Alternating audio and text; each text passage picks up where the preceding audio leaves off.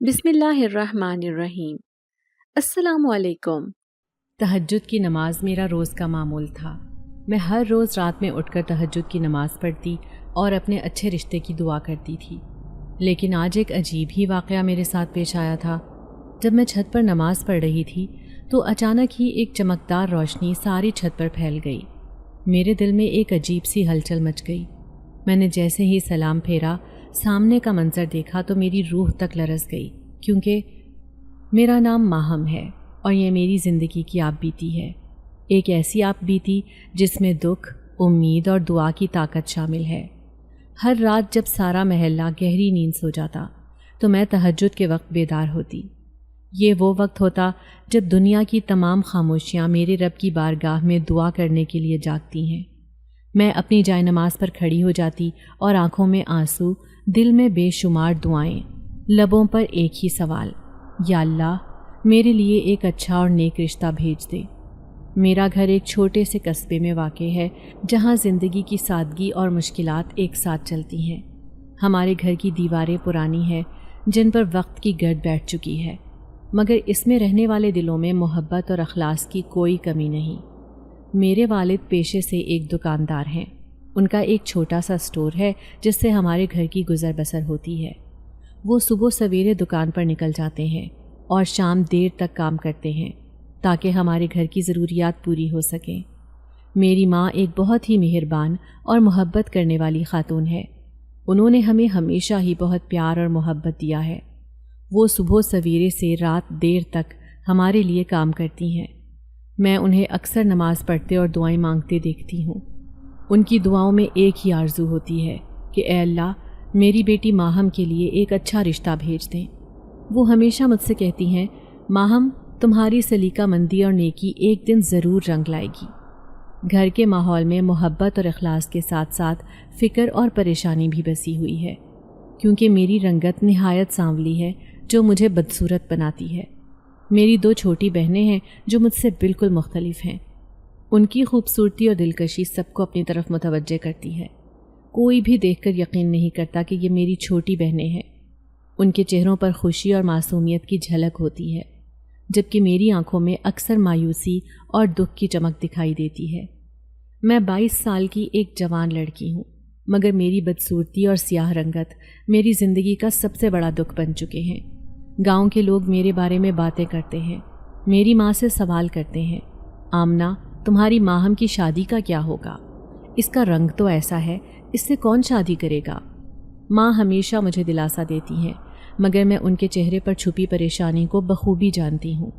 محلے کی عورتیں اکثر ہمارے گھر آتی ہیں، کوئی گورا ہونے کی کریم لاتی ہے تو کوئی وظیفہ بتاتی ہے، آمنہ بہن یہ کریم ماہم کو لگاؤ، اس سے رنگ نکھر جائے گا، یا پھر ماہم یہ وظیفہ پڑھو، انشاءاللہ تمہارے لیے اچھا رشتہ آ جائے گا۔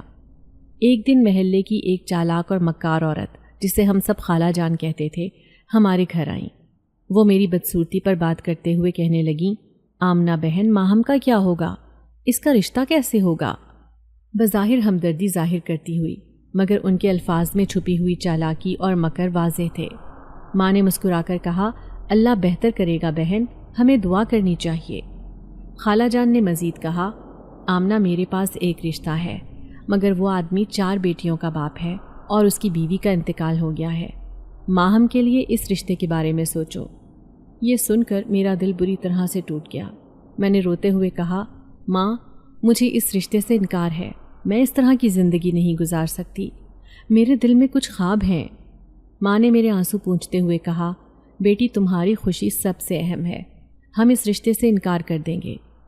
ایک رات جب سب لوگ سو چکے تھے اور ہر طرف خاموشی چھائی ہوئی تھی، میں نے تہجد کے لیے بیدار ہونے کا فیصلہ کیا۔ جیسے ہی میں نے اپنا جائے نماز بچھایا اور دعا میں مصروف ہوئی، میرے دل کی حالت الفاظ میں بیان کرنا مشکل ہو گئی۔ میں چھت پر جا کر اپنے اللہ تعالیٰ سے دل کی گہرائیوں سے باتیں کرنے لگی۔ میں نے اپنے دل کی تمام تر خواہشات اور دکھڑے اس کے سامنے رکھ دیے۔ یا اللہ میری قسمت کھول دے اور مجھے ایک نیک ساتھی عطا کر جو مجھ سے سچی محبت کرے، میری رنگت یا صورت کو نہ دیکھے بلکہ میرے صاف شفاف دل کو دیکھے۔ میری آنکھوں کے سامنے وہ تمام ہم عمر لڑکیاں آ گئیں جو بچپن میں میرے ساتھ کھیلا کرتی تھیں۔ وہ سب کے سب اب اپنے گھروں کی ہو چکی تھیں، ان کے ہاں بچے بھی ہونے لگے تھے۔ یہ ساری باتیں میرے دل کو بہت تکلیف دیتی تھیں۔ میرے والدین کے دل میں بھی یہی درد رہتا تھا کہ ان کی بیٹی ابھی تک اپنے گھر کی نہیں ہو سکی۔ ہماری مالی حالت بھی کچھ خاص بہتر نہیں تھی کہ لوگ پیسہ دیکھ کر ہی صحیح ہمارے ساتھ اپنا رشتہ جوڑ لیتے۔ میں دعا میں مشغول تھی کہ اچانک میری آنکھوں کے سامنے ایک تیز روشنی آسمان سے اترتی ہوئی دکھائی دی۔ میری سانس رک سی گئی اور میں حیران پریشان وہ چمک دیکھنے لگی۔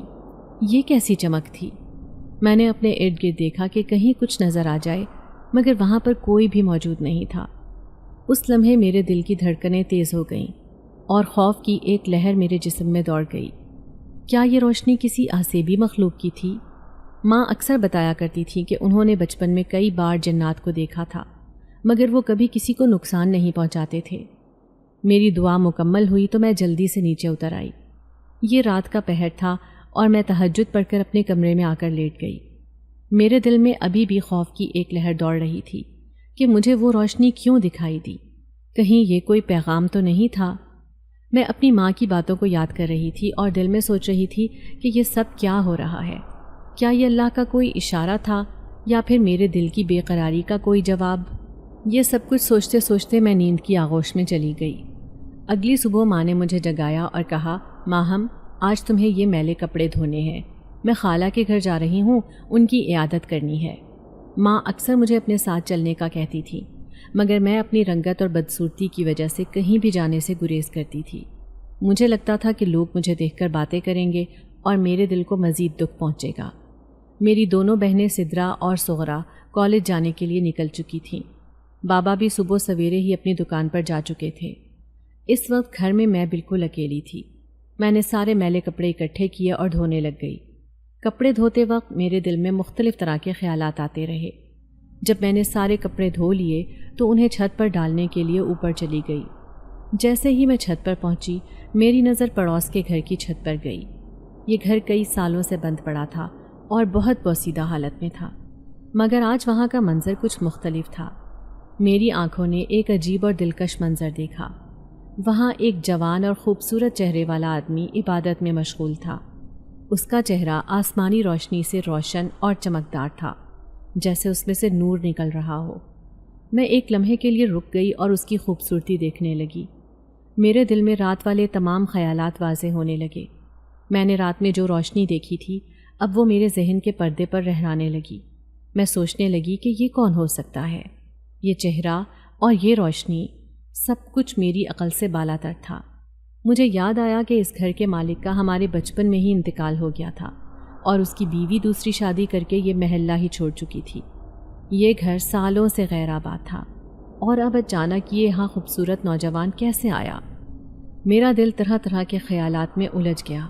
میں نے اس آدمی کی عبادت کی حالت کو غور سے دیکھا۔ وہ پوری طرح مگن تھا، جیسے دنیا و ما فیہا سے بے خبر ہو۔ اس کی عبادت کا انداز اور اس کے چہرے پر نورانی چمک نے مجھے حیران کر دیا۔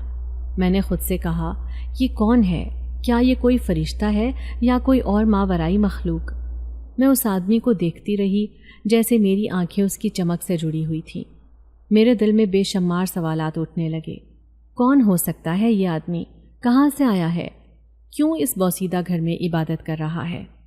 میرے دل میں تجسس بڑھتا جا رہا تھا، مگر میں خود کو سنبھالتے ہوئے کپڑے سکھانے لگی۔ کچھ دیر بعد میں چھت سے نیچے اتر آئی اور اپنے دل کی بے چینی کو کم کرنے کے لیے قرآن پاک کی تلاوت کرنے لگی۔ تلاوت کے دوران بھی میرے دل و دماغ پر وہی خوبصورت چہرہ گھومتا رہا۔ میں اللہ تعالیٰ سے دعا کرنے لگی کہ میری زندگی میں جو بھی اچھا ہو، میرے لیے آسانیاں پیدا ہوں۔ دن کا وقت جلد ہی گزر گیا اور شام ہونے لگی۔ ماں خالہ کے گھر سے واپس آ چکی تھیں اور سدرا اور صغرا بھی کالج سے واپس آ گئیں۔ ماں نے جب خالہ کے بارے میں بتایا تو میں نے بس سر ہلا دیا، مگر میرے دل و دماغ میں تو وہی چہرہ تھا۔ رات کے کھانے کے بعد میں نے اپنے والدین کی خدمت کی، جیسا کہ میرا روز کا معمول تھا، اور پھر میں اپنے کمرے میں چلی گئی۔ رات کو جب سب لوگ سو چکے تھے، میں نے تہجد کے لیے بیدار ہونے کا ارادہ کیا۔ جب میں چھت پر گئی تو وہاں کی خاموشی میں مجھے وہی روشنی یاد آئی۔ میں نے اللہ تعالیٰ سے دعا کی اور اپنی آنکھیں بند کر کے اس خوبصورت چہرے کا تصور کرنے لگی۔ اچانک میں نے ایک ہلکی سی آہٹ سنی۔ میں نے آنکھیں کھولیں تو وہی نوجوان آدمی میرے سامنے کھڑا تھا۔ اس کے چہرے پر ایک نرم مسکراہٹ تھی۔ میں نے گھبرا کر پوچھا، آپ کون ہیں؟ یہاں کیوں آئے ہیں؟ وہ مسکراتے ہوئے بولا، ماہم، میں حسن ہوں۔ میں تمہیں پچھلی رات سے دیکھ رہا ہوں۔ تمہارے دل کی سچائی اور تمہاری دعاؤں نے مجھے یہاں کھینچ لیا ہے۔ میں حیران رہ گئی کہ یہ سب کیا ہو رہا ہے۔ حسن نے کہا، ماہم، تمہیں اپنی دعاؤں پر یقین رکھنا چاہیے۔ اللہ نے تمہارے لیے کوئی بہتر منصوبہ بنایا ہے۔ میں نے جھجکتے ہوئے پوچھا، کیا آپ کوئی انسان ہے یا کوئی اور مخلوق؟ حسن نے ہلکا سا قہقہہ لگایا اور بولا، آپ نے ٹھیک پہچانا، میں کوئی انسان نہیں بلکہ ایک جن زاد ہوں۔ ایک ایسا جن زاد جو بہت کم ہی لوگوں کو نظر آتا ہوں، کیونکہ میری طاقتیں ابھی پوری نہیں ہوئیں کہ میں ہر عام انسان کو نظر آ جاؤں۔ میں نے اپنے دل کی دھڑکنوں کو قابو میں کرنے کی کوشش کی اور پوچھا، کیا واقعی؟ حسن نے مسکرا کر جواب دیا، ہاں ماہم، اللہ پر یقین رکھو۔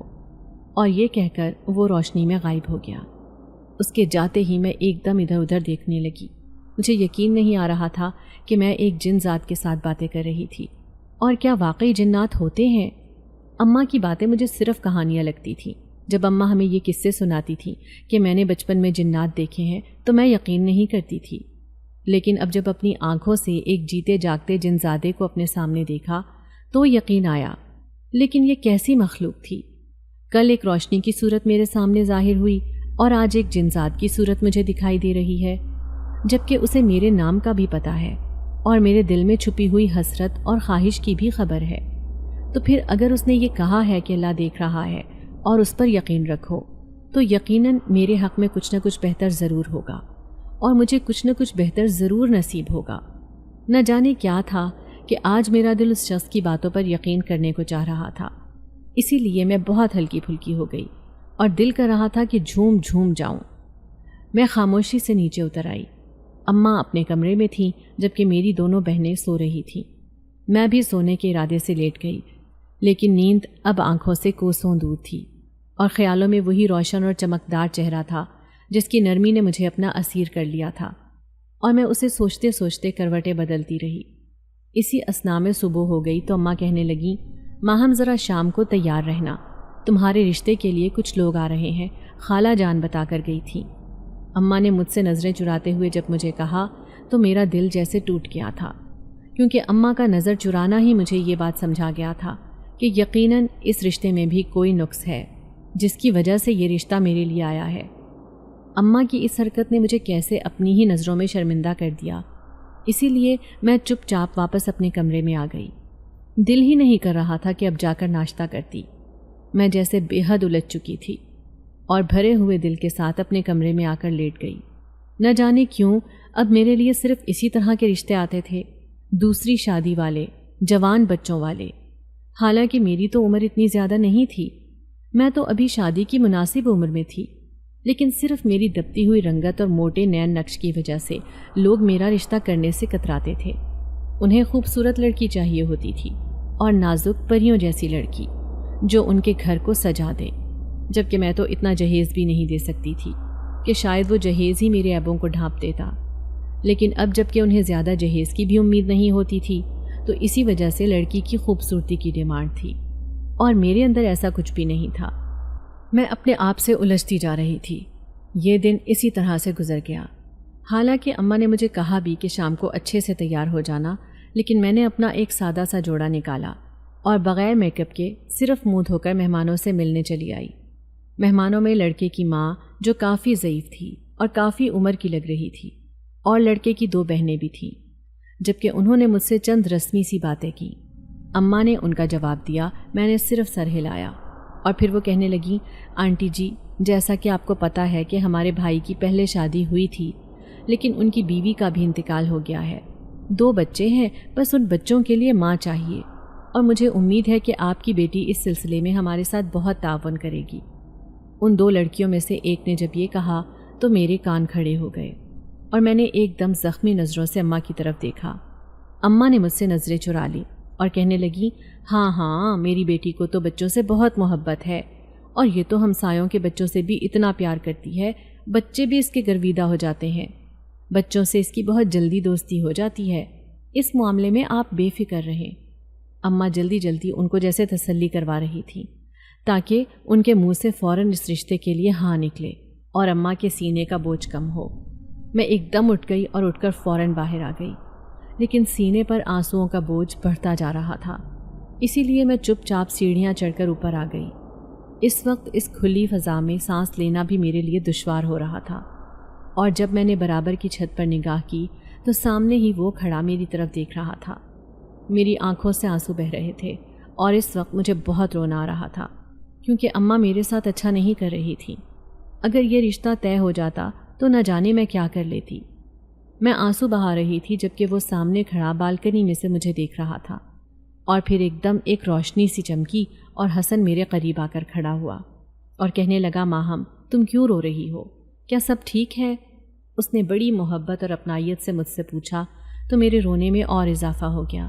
میں اور شدت سے رونے لگی، جبکہ وہ پریشان سا ہو گیا اور پریشانی سے مجھ سے پوچھنے لگا تو میں نے اسے آج آنے والے رشتے کے بارے میں سب کچھ بتا دیا، جسے سن کر اس کے چہرے پر ایک سوچ واضح ہوئی اور وہ کہنے لگا، اچھا تم پریشان مت ہو اور رو مت، کچھ نہ کچھ حل نکل آئے گا، اللہ سب اچھا کر دے گا۔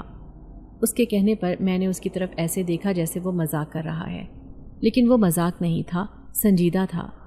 تاہم اس کے ساتھ بات کر کے مجھے تسلی ہو گئی تھی اور میں نے رو کر اپنے دل کا غبار بھی ہلکا کر لیا تھا، اسی لیے میں کافی مطمئن سی ہو گئی اور نیچے چلی آئی، جبکہ تب تک مہمان جا چکے تھے اور اماں اپنے کمرے میں تھی۔ میری دونوں بہنیں اس وقت باورچی خانے کا پھیلاوا سمیٹ رہی تھیں۔ مجھے کمرے کے باہر سے گزرتا دیکھ کر اماں نے اپنے کمرے میں آواز دے لی اور کہنے لگیں، ادھر آؤ ماہم، مجھے تم سے بہت ضروری بات کرنی ہے۔ میں اس وقت اماں سے بات کرنا تو نہیں چاہتی تھی، لیکن مجبوراً مجھے اندر جانا پڑ گیا، کیونکہ اماں نے مجھے آواز دے دی تھی اور اگر میں انہیں انکار کرتی تو انہیں اچھا نہ لگتا۔ میں خاموشی سے جا کر ان کے قریب بیٹھ گئی۔ اس وقت میری جو کیفیت تھی وہ صرف میں ہی جانتی تھی، تاہم میرے چہرے کے تاثرات دیکھ کر اماں نے چند لمحے سوچا اور پھر ایک گہرا سانس بھر کر کہنے لگی، ماہم یہ رشتہ ہمارے لیے کسی نعمت سے کم نہیں ہے۔ بے شک لڑکے کی عمر تھوڑی زیادہ ہے اور وہ 2 بچوں کا باپ ہے، اس کی پہلی بیوی مر چکی ہے، لیکن پھر بھی تمہارے حساب سے یہ رشتہ بہت مناسب ہے۔ تم ایک بار ہاں کہہ کر تو دیکھو، سب ٹھیک ہو جائے گا۔ اماں نے جب مجھ سے یہ کہا تو میں نے نفی میں سر ہلا دیا اور کہنے لگی، نہیں اماں، کیا آپ نہیں جانتی کہ میرے بھی کچھ خواب ہیں؟ میں ایک عام لڑکی ہی سہی، لیکن میری آنکھوں کے خواب بڑے قیمتی اور انمول ہیں، اور میں اس طرح انہیں ضائع نہیں کر سکتی۔ میں کیسے اپنے خواب اس شخص پر قربان کر دوں جس کے نزدیک وفا اور محبت کی کوئی اہمیت نہیں ہے؟ مجھے آپ معاف رکھیں، مجھے ایسے شخص سے شادی نہیں کرنی ہے۔ نہ جانے اس کی پہلی بیوی کا انتقال کیوں ہوا، کہیں اس نے اس کو مار نہ دیا ہو، ہمیں حقیقت کا نہیں پتہ۔ آپ کیسے جیتے جاگتے مجھے اندھے کنویں میں دھکا دے سکتی ہیں؟ آپ کو معلوم بھی ہے کہ میں ایسے کسی بھی رشتے کے لیے ہاں نہیں کروں گی، لیکن پھر بھی آپ مجھ سے یہ بات کر رہی ہیں۔ میں نے اماں سے جب یہ کہا تو وہ خاموش ہو گئیں اور پھر ان کی آنکھوں سے آنسو بہنے لگے اور وہ کہنے لگی، تو اچھی طرح جانتی ہے کہ میں تیری شادی کی تیاری ساتھ ساتھ کر رہی ہوں۔ تیرے بعد تیری 2 بہنیں اور بھی ہیں، مجھے ان کا بھی رشتہ کرنا ہے۔ اگر تیرا رشتہ طے نہیں ہوا تو میں ان کی شادی کیسے کروں؟ تو اچھی طرح جانتی ہے کہ پھر لوگ طرح طرح کے سوال کرتے ہیں اور کہتے ہیں کہ بڑی کو بٹھا کر چھوٹیوں کے رشتے طے کر دیے، اور میں ایسا کچھ نہیں چاہتی۔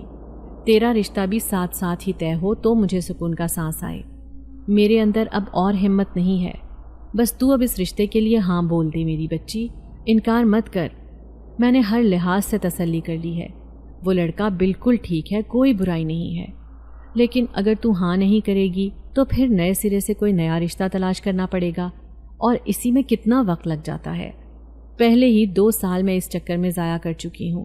22 برس کی ہو چکی ہے تو اب، اور ابھی تک تیرا رشتہ طے نہیں ہوا ہے۔ خود سوچ، تیری دونوں بہنیں جوان ہیں اور 1-2 سالوں میں مجھے ان کا بھی رشتہ ڈھونڈنا پڑے گا، تو میں کیسے یہ سب کروں گی؟ میرے حال پر رحم کر اور اس رشتے کو انکار مت کر۔ اماں نے یہ کہتے ہوئے روتے ہوئے مجھے ایک دم اپنے ساتھ لگا لیا، جبکہ میرے تو آنسو بھی تھم چکے تھے۔ مجھے یقین نہیں آ رہا تھا کہ اماں اتنی مایوس ہو چکی ہیں کہ مجھے جیتے جاگتے ایک کنویں میں دھکا دینے کا سوچ رہی ہیں۔ میں ایسا ہرگز نہیں چاہتی تھی، میں تو ابھی اس رشتے کے لیے تیار نہیں تھی، اور جیسا کہ مجھے حسن نے کہا تھا کہ وہ ضرور کچھ نہ کچھ حل نکال لے گا، مجھے بھروسہ رکھنا چاہیے۔ اسی لیے حسن کی بات یاد آتے ہی میں ایک جھٹکے سے اماں سے پیچھے ہٹی اور چپ چاپ اٹھ کر وہاں سے چلی آئی۔ اماں کی نظروں نے کتنی ہی دور تک میرا پیچھا کیا، لیکن میں کیا کرتی؟ میں کیسے ایسے بے جوڑ رشتے کے لیے حامی بھر لیتی جو عمر میں بھی مجھ سے بڑا تھا اور ویسے بھی میرے قابل نہیں تھا۔ اماں میرے فیصلے کی منتظر تھی اور میں نے ابھی تک ہاں نہیں کی تھی۔ میں خاموش تھی اور انتظار کر رہی تھی کہ کب حسن میرے لیے کوئی قدم اٹھائے، لیکن اس کی طرف سے مجھے کوئی اشارہ نہیں ہوا تھا اور میں مایوس ہو رہی تھی۔ آج کل میرا کسی بھی کام میں دل نہیں لگ رہا تھا، لیکن صرف ایک تہجد کی نماز تھی جو میں ضرور پڑھتی تھی اور پھر اس کے بعد تلاوت کرتی تھی۔ آج بھی جب میں چھت کے اوپر چلی آئی تو ایک سکون اور طمانینت کا احساس میرے پورے وجود میں ہونے لگا۔ میں نے بڑے سکون کے ساتھ وضو کیا اور جائے نماز بچھا کر ایک طرف نماز ادا کرنے لگی۔ تہجد کی نماز مجھے اتنی پسند تھی کہ میرا دل چاہتا تھا کہ میں نماز کے لیے نیت باندھوں تو کبھی سلام نہ پھیروں۔ مجھے ایسا لگتا تھا جیسے اللہ میرے سامنے موجود ہے اور میری باتیں بہت غور سے سن رہا ہے۔ اس وقت میں اللہ سے گلے شکوے بھی کرتی اور اس کا شکر بھی ادا کرتی، اپنی باتیں بھی کہہ لیتی اور اچھی طرح سنا بھی لیتی۔ آج بھی اللہ سے اچھی طرح کہنے سننے کے بعد جب میں نے سلام پھیرا تو دیکھا کہ سامنے والی بالکنی میں حسن کھڑا تھا اور بڑے غور سے میری طرف ہی دیکھ رہا تھا، جبکہ آج میں نے ایک نظر دیکھنے کے بعد اس سے نظر چرا لی، کیونکہ مجھے لگ رہا تھا کہ وہ جان بوجھ کر صرف مجھے دیکھتا ہے، وہ کچھ کرنا نہیں چاہتا۔ اگر وہ میرے لیے کچھ کرنا چاہتا ہوتا تو اب تک کر چکا ہوتا۔ اب تو اس بات کو کتنے دن گزر چکے تھے اور لڑکے والوں کی طرف سے اس بات کا اصرار کیا جا رہا تھا کہ ہاں کریں، اور اماں صرف میری منتظر تھیں۔ انہیں صرف اس بات کا ڈر تھا کہ کہیں اگر میں نے نہ کر دی تو پھر وہ لڑکے والوں کو کیا جواب دیں گی۔ اور آج جب کافی دن گزر چکے تو اماں نے مجھے آڑے ہاتھوں لیا اور کہنے لگیں، آخر تم چاہتی کیا ہو؟ ایک ہی دفعہ بتا کیوں نہیں دیتی؟ تم اچھی طرح جانتی ہو کہ تمہاری شادی میرے لیے کتنی بڑی پریشانی کا باعث بنی ہوئی ہے، جبکہ تمہارے بعد ابھی مجھے تمہاری دونوں چھوٹی بہنوں کے بھی رشتے کرنے ہیں، لیکن پھر بھی تمہیں سمجھ نہیں آ رہی آخر تم میرے ساتھ ایسا کیوں کر رہی ہو؟ اماں نے جیسے ضد ہوتے ہوئے مجھے کہا تو میں جو پہلے چپ چاپ ان کی شکل دیکھ رہی تھی، ایک دم کچھ خیال آیا تو میں کہنے لگی، اماں میں اس رشتے پر حامی نہیں بھر سکتی جو آپ نے دیکھا ہے، لیکن میری نظروں میں ایک رشتہ ہے اور میں وہاں پر شادی کرنے کے لیے تیار ہوں۔ میں نے جب اماں سے یہ بات کہی تو انہوں نے حیرت سے مجھے دیکھا اور کہنے لگی، آخر ایسا کون سا رشتہ ہے جو تم نے دیکھ رکھا ہے؟ اماں کے عجیب سے لہجے پر میرا دل کٹ کر رہ گیا، تاہم میں نے بڑی سنجیدگی کے ساتھ انہیں کہا، اماں وہ جو سامنے والا گھر ہے نا، سفید ٹائلوں والا، مجھے اس گھر میں شادی کرنی ہے۔ وہاں پر ایک کرایہ دار آ کر آباد ہوا ہے، اس کا نام حسن ہے، وہ بہت اچھا ہے، بہت خیال رکھنے والا ہے، مجھے اس کے ساتھ شادی کرنی ہے۔ میں نے اماں سے جب یہ کہا تو وہ پھٹی پھٹی نگاہوں سے مجھے دیکھنے لگی اور کہنے لگی، تمہیں اچھی طرح معلوم ہے نا کہ وہ گھر کتنے عرصے سے خالی ہے اور وہاں پر کوئی بھی نہیں رہتا، سارے مکین باہر کے کسی ملک میں گئے ہوئے ہیں، تو پھر تو کس کی بات کر رہی ہے؟ اماں نے الجھے ہوئے انداز میں کہا، لیکن بغور وہ میری طرف ہی دیکھ رہی تھی۔ انہیں لگ رہا تھا شاید میں جھوٹ بول رہی ہوں، جبکہ ایسا کچھ نہیں تھا۔ میں نے انہیں صاف صاف کہہ دیا کہ میں سفید ٹائلوں والے گھر کی بات کر رہی ہوں، وہاں بالکنی میں حسن اکثر مجھے ملتا ہے، وہ میرا دکھ سن لیتا ہے، میں رو رہی ہوتی ہوں تو میرے آنسو پونچھ دیتا ہے اور مجھے ہمت اور حوصلہ دیتا ہے۔ میں جب بھی تہجد کی نماز پڑھنے کے لیے جاتی ہوں تو وہ بالکنی میں کھڑا مجھے دیکھ رہا ہوتا ہے، اسی لیے مجھے اچھی طرح معلوم ہے کہ وہ وہیں پر ہوتا ہے۔ اور پھر ایک بار میرے ساتھ چل کر دیکھیں تو صحیح، آپ ایک بار حسن سے مل کر تو دیکھیں، پھر آپ کو معلوم ہوگا کہ وہ کتنا اچھا اور محبت کرنے والا ہے۔ میں نے اماں کو حسن کے بارے میں بتاتے ہوئے انہیں یقین دلانے کی کوشش کی، لیکن اماں میری طرف ایسے دیکھ رہی تھیں جیسے میرا دماغ چل گیا ہو۔ تاہم وہ مجھے کہنے لگیں، ٹھیک ہے، اگر تم وہاں پر شادی نہیں کرنا چاہتی تو میں کوئی بہانہ بنا دیتی ہوں، لیکن مجھے کسی حسن پر بھی کوئی یقین نہیں ہے۔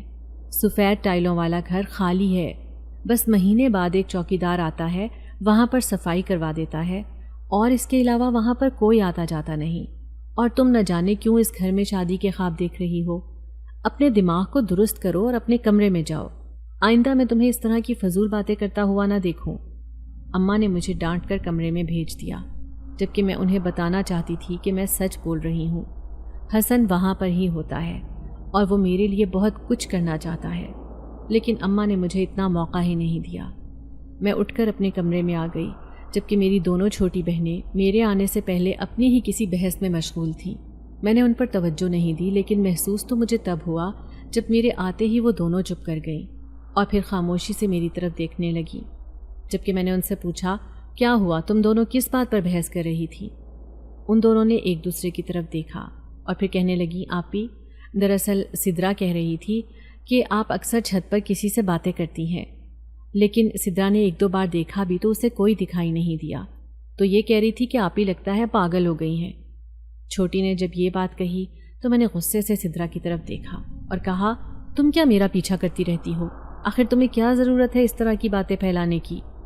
میں نے سدرا کو آڑے ہاتھوں لیا تو وہ شرمندہ سی نظر آنے لگی اور کہنے لگی، نہیں آپی، ایسی بات نہیں ہے، وہ تو میں ایسے ہی کہہ رہی تھی کہ آپی کو اکثر میں نے کسی سے باتیں کرتے ہوئے سنا ہے، لیکن یہاں پر دکھائی نہیں دے رہا کہ آپی کس سے بات کر رہی ہیں۔ سدرا نے جب یہ کہا تو میرے ذہن میں ایک دم دھماکہ ہوا اور مجھے حسن یاد آ گیا۔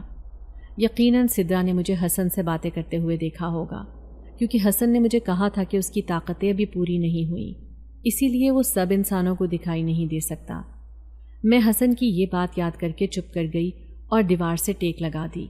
مجھے انتظار تھا تو صرف اس بات کا کہ کب حسن آئے اور مجھے یہاں سے لے جائے، لیکن اماں کو بھی اس بات کا یقین نہیں تھا کہ حسن کا کوئی وجود ہے بھی یا نہیں، اسی لیے وہ میری باتوں کو یوں ہی سمجھ رہی تھی، کیونکہ انہیں یہ لگ رہا تھا کہ شاید میں نے اپنی ایک خیالی دنیا بسا لی ہے جس سے میں باہر نکلنے کے لیے تیار نہیں ہوں۔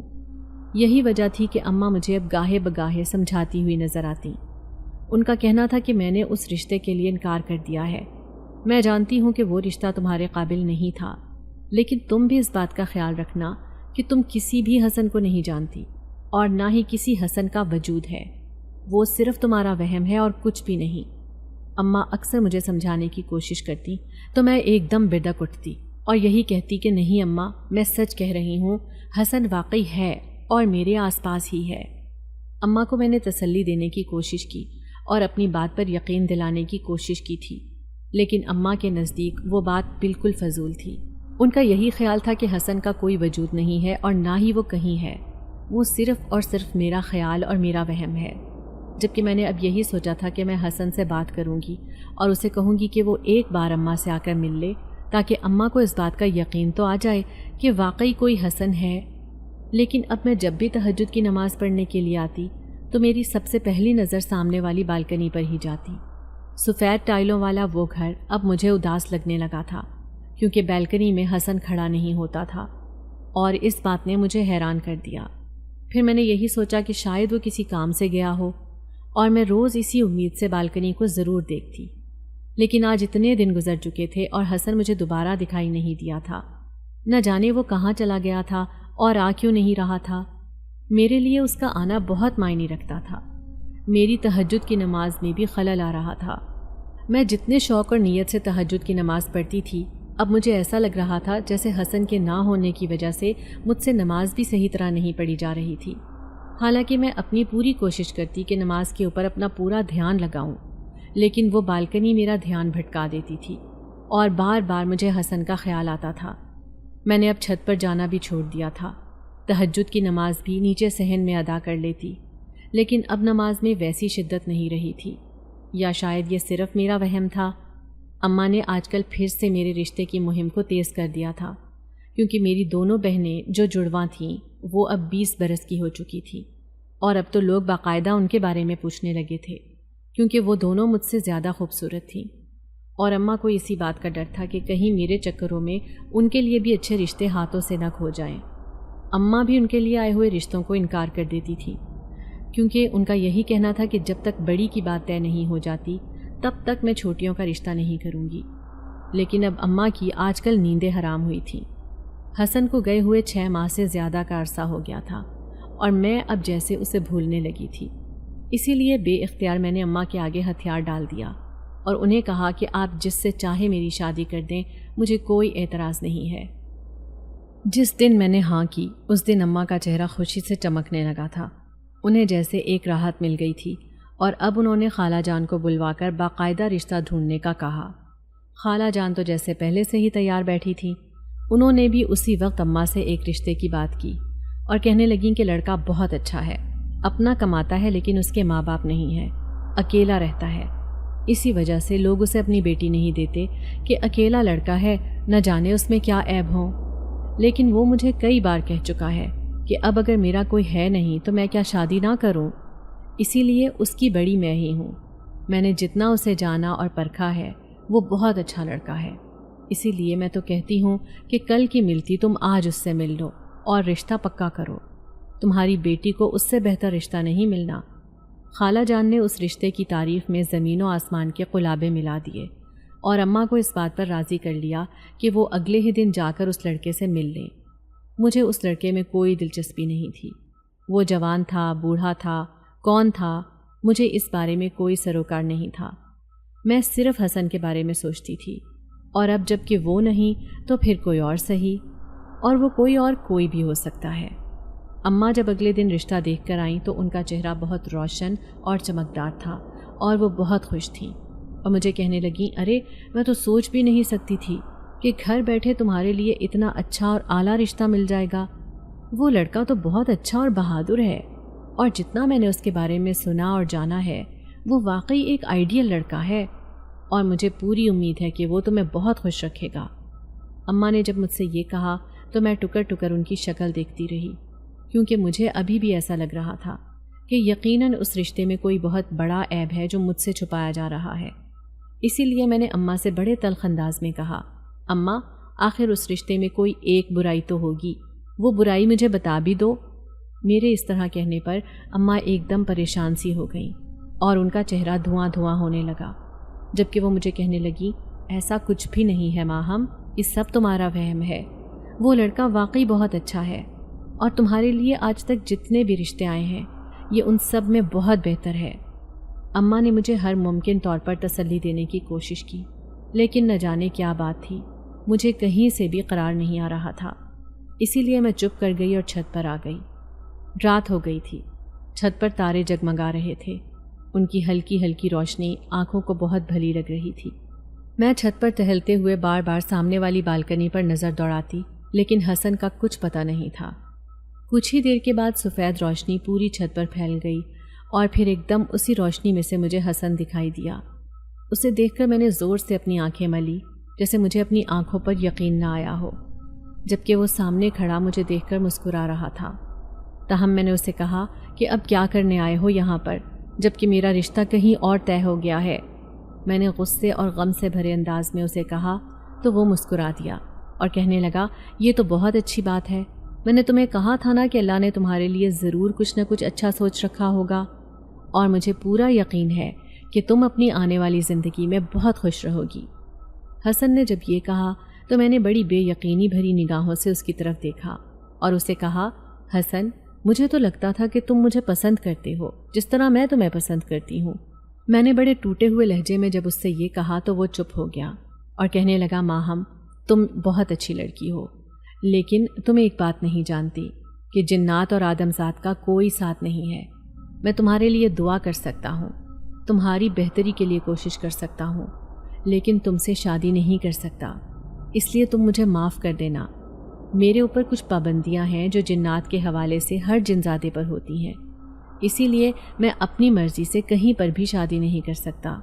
امید ہے تم سمجھ گئی ہوگی۔ حسن کے آہستہ انداز میں مجھے سمجھانے پر میں چپ کر گئی۔ میں جانتی تھی کہ وہ سچ کہہ رہا ہے، کیونکہ اسے کیا ضرورت تھی کہ وہ مجھے صفائیاں پیش کرتا۔ پھر اس کی آنکھوں میں ٹھہری ہوئی اداسی نے مجھے یہ بتا دیا تھا کہ وہ بھی مجھے پسند کرتا ہے۔ حسن کچھ دیر وہاں کھڑا رہا جبکہ میں نے دوبارہ اس کی طرف چہرہ نہیں اٹھایا، اور پھر وہ اپنی خوشبو سمیت وہاں سے چلا گیا۔ میں نے گہرا سانس بھر کر اس کی خوشبو کو اپنے اندر اتارا۔ میرے دل پر جیسے ایک دم بوجھ بڑھ گیا، ایسا لگ رہا تھا جیسے منو وزن میرے دل پر آ پڑا ہو، ایک دم کسی نے اسے ہاتھ میں پکڑ کر زور سے مسل دیا ہو۔ اپنے دل پر ہاتھ رکھ کر میں نیچے بیٹھتی چلی گئی اور پھر پھوٹ پھوٹ کر رونے لگی۔ میرا رشتہ طے ہونے کی دیر تھی کہ جلد ہی شادی کی تاریخ طے کر دی گئی، کیونکہ میرا ہونے والا شوہر بھی اکیلا رہتا تھا اور اسے بھی ایک ساتھی کی ضرورت تھی، جبکہ اماں کو بھی میری شادی کی جلدی تھی۔ جہیز کے نام پر کچھ چیزیں تیار تھیں، اور چونکہ میرے ہونے والے شوہر نے جہیز لینے سے منع کر دیا تھا، اسی وجہ سے اماں نے فرنیچر وغیرہ بھی تیار نہیں کروایا۔ یوں جیسے جیسے شادی کے دن گزر رہے تھے ویسے ویسے میرے دل کی بے چینی بڑھتی جا رہی تھی۔ مجھے ایسا لگ رہا تھا جیسے میں بالکل انجان جگہ پر جا رہی ہوں۔ میں نے کبھی ایسے محسوس نہیں کیا، لیکن آج ایسی ہی کچھ بات تھی۔ میری شادی ہو گئی اور میں رخصت ہو کر ایک چھوٹے سے 3 کمروں والے گھر میں آ گئی۔ گھر تو اچھا تھا، لیکن وہاں پر پھیلا سناٹا بڑا عجیب سا لگ رہا تھا۔ میں نے سوچ لیا تھا کہ اس کو آباد کرنا اب میرا کام ہے اور میں اسے آباد کر کے دکھاؤں گی۔ میں نے ایک عزم کے ساتھ سوچا اور پھر اپنے شوہر کے انتظار میں بیٹھ گئی۔ کچھ ہی دیر کے بعد وہ کمرے میں چلے آئے۔ میں نے پہلے انہیں کبھی نہیں دیکھا تھا، اسی لیے جو ہی نگاہ اٹھا کر دیکھا تو حیران رہ گئی۔ میرا شوہر تو بہت ہی خوبصورت انسان تھا، اسے تو کوئی بھی خوبصورت سے خوبصورت لڑکی مل سکتی تھی، جبکہ اس نے مجھ جیسی ایک عام اور کم صورت لڑکی سے شادی کی۔ یہ بات میرے لیے بہت حیران کر دینے والی تھی۔ اگر میں اتنی خوبصورت ہوتی تو شاید کسی بھی عام لڑکی سے شادی نہ کرتی، لیکن میرے شوہر نے یہ کام کر دکھایا اور مجھے اس وقت اپنے شوہر سے شدید احساس کمتری محسوس ہو رہا تھا۔ ایسا لگ رہا تھا جیسے اماں نے مجھ سے کوئی بدلہ لے لیا ہو اور مجھے اتنا خوبصورت دلہا ڈھونڈ کر دیا ہو۔ حالانکہ حسن بھی بہت خوبصورت تھا، لیکن اس کے آگے مجھے کبھی ایسا احساس کمتری محسوس نہیں ہوا۔ اب نہ جانے کیا بات تھی۔ وہ خاموشی سے میرے قریب آ کر بیٹھ گیا اور سلام کرنے کے بعد اس نے کہا کہ ماہم، میں جانتا ہوں آپ کے دل میں اس وقت بہت سارے خیالات جنم لے رہے ہوں گے۔ آپ یہی سوچ رہی ہوں گی کہ اس شخص نے میرے ساتھ شادی کے لیے کیسے حامی بھر لی، لیکن میں آپ کو سچ بتاؤں، مجھے ایک ایسی اچھی اور نیک سیرت لڑکی کی تلاش تھی جو میرے گھر کو گھر بنا دے۔ میں ایک گھر کو ترسا ہوا شخص ہوں جس نے ساری زندگی یتیم خانے میں پل کر گزاری ہے اور بہت مشکل سے خود کو سٹینڈ کر کے یہاں تک پہنچا ہوں۔ اسی لیے میں یہی چاہوں گا کہ صرف مجھے محبت اور وفا دیں اور بدلے میں مجھ سے آپ کو سب کچھ ملے گا۔ اس شخص کی بات سن کر میں دنگ رہ گئی۔ وہ صحیح کہہ رہا تھا۔ واقعی اس نے اگر یہ سب کچھ اپنی محنت اور ہمت سے حاصل کیا ہے تو پھر اس کو یہ حق ملتا ہے کہ اسے بھی ایک گھر میں سکون ہو، ایک محبت کرنے والی بیوی کا ساتھ حاصل ہو۔ اس نے یہ کہتے ہوئے ایک دم سے اپنا ہاتھ میرے آگے کر دیا تھا، جسے چند لمحوں کے بعد میں نے تھام لیا اور اسے وہ اپنی محبت کی جیت سمجھا۔ تاہم میں نے اسے کہا تھا کہ میں خود بھی ایک ایسی لڑکی ہوں جسے نہ رشتوں کی سمجھ ہے اور نہ ہی اسے اپنی قسمت کا کوئی بھروسہ تھا۔ اماں میری کمصورتی کی وجہ سے میرے رشتے کے لیے بہت زیادہ پریشان رہتی ہیں اور ان کی وجہ سے میں گھبرائی ہوئی رہتی اور اسی سوچ میں مبتلا رہتی کہ آخر میں کیا کروں، کیونکہ ہمارے معاشرے میں شادی ایک بہت بڑا مسئلہ بن چکی ہے اور مجھ جیسی لڑکی جو کم صورت ہونے کی وجہ سے ماں باپ کی دہلیز پر ہی بیٹھی رہ جاتی ہیں، میرے ساتھ بھی کچھ ایسا ہی تھا۔ مجھے بھی اچھے رشتے کی آس تھی، لیکن مجھے یہ امید نہیں تھی کہ مجھے اپنے ساتھ رہنے والا اور محبت کرنے والا خوبصورت شوہر ملے گا۔ میں بہت حیران ہوں جس طرح آپ نے مجھے اپنایا ہے اور اپنی زندگی میں شامل کیا ہے۔ میرے لیے یہ بہت حیرت کی بات ہے۔ آج مجھے یقین ہو رہا ہے، واقعی کسی نے سچ کہا تھا کہ اللہ نے میرے لیے بہت بہتر سوچ رکھا ہوگا، اور آج آپ کو سامنے بیٹھ کر دیکھ کر اور آپ کی باتیں سن کر مجھے اندازہ ہو رہا ہے کہ جس نے مجھے یہ کہا تھا سچ کہا تھا۔ میں نے اپنے شوہر سے جب وہ ساری بات کہی تو وہ مسکرا دیا اور کہنے لگا، مجھے بھی کسی نے یہی کہا تھا۔ میں بہت پریشان رہتا تھا اور اکثر خودکشی کرنے کی کوشش کرتا، کیونکہ معاشرے میں اپنا ایک نام اور مقام بنانا بہت مشکل ہو گیا تھا۔ مجھے بھی کسی نے یہی الفاظ کہے تھے کہ اللہ نے یقیناً تمہارے لیے کچھ بہتر سوچ رکھا ہوگا۔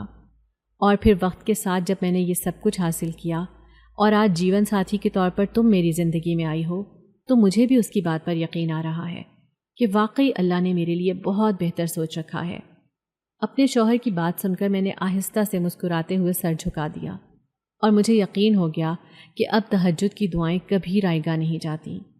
میری شادی کو 3 برس گزر چکے ہیں اور ان 3 برسوں میں میرے شوہر نے مجھے ہر وہ چیز دی اور سکون دیا جو کسی بھی عورت کو چاہیے ہوتا ہے۔ میری شادی کے فوراً بعد ہی میری دونوں بہنوں کی بھی رشتے طے ہو گئے تھے اور اماں نے 6 مہینوں کے اندر اندر ان کا نکاح بھی کر دیا۔ وہ دونوں بھی اپنے گھروں میں خوش ہیں، لیکن میرے شوہر کی جو بات ہے اور جو ان کی حیثیت ہے وہ ان کے دونوں شوہروں کو بھی حاصل نہیں ہے۔ اور جب جب میں اپنے شوہر کی طرف دیکھتی ہوں تو اللہ کا شکر ادا کرتی ہوں کہ اس نے بروقت مجھے سمجھ دے دی اور حسن نے مجھے ہمت دلائی، اور آج میں اپنے گھر میں خوش اور آباد ہوں۔ شاید جو اگر میں اپنی بے وقوفی میں حسن کا انتظار کرتی رہتی تو اماں کے سامنے بھی گناہ گار ٹھہرائی جاتی اور حسن کی محبت اور اس کی دوستی سے بھی محروم ہو جاتی۔ وہ اب بھی اکثر مجھ سے ملنے آتا رہتا ہے، میرا حال پوچھتا ہے اور پھر مجھے خوش دیکھ کر مجھے دعائیں دیتا ہوا چلا جاتا ہے۔ سب کچھ بدل گیا ہے، میں خود بھی بدل گئی ہوں، بہت خوش رہنے لگی ہوں۔ لیکن میری ایک عادت جو آج بھی نہیں بدلی کہ میں صبح تہجد کے لیے اٹھ کر بڑی محبت اور ادب کے ساتھ نماز ادا کرتی ہوں اور اللہ سے دعا مانگتی ہوں کہ وہ میری خوشیوں کو قائم رکھے اور ہمیشہ مجھے اپنے شوہر کا ساتھ نصیب ہو۔ مجھے امید ہے میری باقی دعاؤں کی طرح میری یہ دعا بھی قبول ہوگی۔ اگر آپ کو آج کی ہماری کہانی پسند آئی ہے تو اسے لائک کیجیے اور اپنے پیاروں کے ساتھ شیئر کیجیے، اور ہاں، اگر آپ نے ابھی تک ہمارا چینل سبسکرائب نہیں کیا تو ضرور کیجیے۔ ملتے ہیں کل ایک نئی اور دلچسپ کہانی کے ساتھ، تب تک کے لیے اللہ حافظ۔